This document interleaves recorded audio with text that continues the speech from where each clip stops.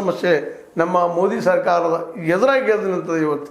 ಹೀಗಾಗಿ ಇವೆಲ್ಲ ಹೋರಾಟಗಳಿಂದಾಗೆ ನಿಧಾನಕ್ಕೆ ಮೋದಿಯವರು ಏನೋ ಒಂದು ಛವಿ ಇತ್ತು ಪ್ರಾಮಾಣಿಕ ಅನ್ನುವಂಥದ್ದು, ಒಂದು 2014 ಏನು ಬರುವುದಿತ್ತು ಆ ಛವಿ ಇವತ್ತು ಖರಾಬ್ ಆಗ್ತಾ ಇದೆ, ಕೆಡ್ತಾ ಇದೆ ಅನ್ನುವಂಥ ಮಾತುಗಳು ಕೇಳಿ ಬರ್ತಾ ಇದ್ದಾವೆ. ಏನೂ ಇರಲಿ, ಮುಖ್ಯವಾಗಿ ಇಲ್ಲೇ ಡೀಲರ್ಗಳಾಗಿರ್ಬೋದು, ಅಲ್ಲಿ ಇದನ್ನು ಉಪಯೋಗ ಮಾಡೋದು ಜನ ಆಗಿರ್ಬೋದು, ಎಚ್ಚರಗೊಳ್ತಾ ಇದ್ದಾರೆ. ಹೌದು ಬೈ, ಎಥನಾಲ್ ಇದು ಪರ್ಫೆಕ್ಟ್ ಇಲ್ಲ ಈ ಇಂಡಿಯಾದಲ್ಲಿ ಆದಂಥದ್ದು, ಇದರಲ್ಲೇನೋ ಸ್ವಲ್ಪ ಇದರಿಂದಾಗಿ ಇಂಜಿನ್ಗಳು ಪೂರ್ತಿ ಬಾದಾಗೋ ಎಲ್ಲ ಸಾಧ್ಯತೆ ಹೆಚ್ಚಾಗಿದ್ದಾವೆ.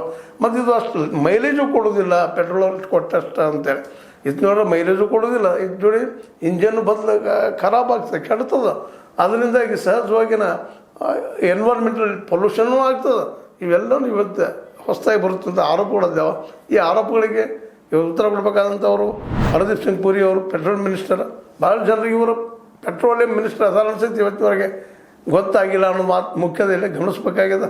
ಆದರೂ ಅವರಿದ್ದಾರೆ, ಅವರಿಂದ ಹೊರಗೆ ಬಂದಿಲ್ಲ, ಅದನ್ನು ಲಾಸ್ ಇಲ್ಲ ಅನ್ನೋಂಥ ಮಾತು ಮಾತಾಡ್ತಾ ಇದ್ದಾರೆ. ಮತ್ತು ಅದೇ ಕಾಲ ನಿತಿನ್ ಗಡ್ಕರಿ ಅವರು ಸಹಿತ ಇದ್ರ ಬಗ್ಗೆ ಒಳ್ಳೆಯ ವಿಶ್ವಾಸ ಮಾತಾಡ್ತಾ ಇದ್ದಾರೆ. ಅದು ಆಗೋದೇನು, ಇದು ನಡೆದು ಏನು ಅಂತೇಳಿ ಇವತ್ತು ಪೂರ್ಣವರ್ಣ ಅಂತ ಒಬ್ಬ ಸೋಷಿಯಲ್ ಆ್ಯಕ್ಟಿವಿಸ್ಟ್ ಇವತ್ತು ಪ್ರಶ್ನೆ ಮಾಡ್ತಾ ಇದ್ದಾರೆ. ಅದು ಈ ಸೋಷಿಯಲ್ ಆ್ಯಕ್ಟಿವಿಸಮ್ ಇವತ್ತು ಜೋರಾಗ್ಯದ. ದೆಹಲಿಯ ಜಂತರ ಮಂತ್ರದಲ್ಲೇ ಅಲ್ಲಿ ಇವತ್ತು ದೀಪಿಕೆ ಇರ್ಬೋದು ಕಾಂಗ್ರೆಸ್ ಪಾರ್ಟಿದು, ಅದೇ ಕಾಲ ಸೋನಮ್ ವಾಂಗ್ಚುಕ್ ಅವರು ಇರ್ಬೋದು, ಅನೇಕ ವಿರೋಧ ಪಕ್ಷದ ನಾಯಕರು ಬಂದಲ್ಲಿ ಹೋಗ್ತಾ ಇದ್ದಾರೆ. ಹೀಗಾಗಿ ಇವೆಲ್ಲ ಮೂಮೆಂಟ್ಗಳು ಇಂಥ ಸಂದರ್ಭದಲ್ಲಿ ರಾಮ ಮಂದಿರದಲ್ಲಿ ಕಳ್ಳತನದ ದೊಡ್ಡ ಮೂಮೆಂಟ್ ಹಿಡಿತಾ ಇದೆ.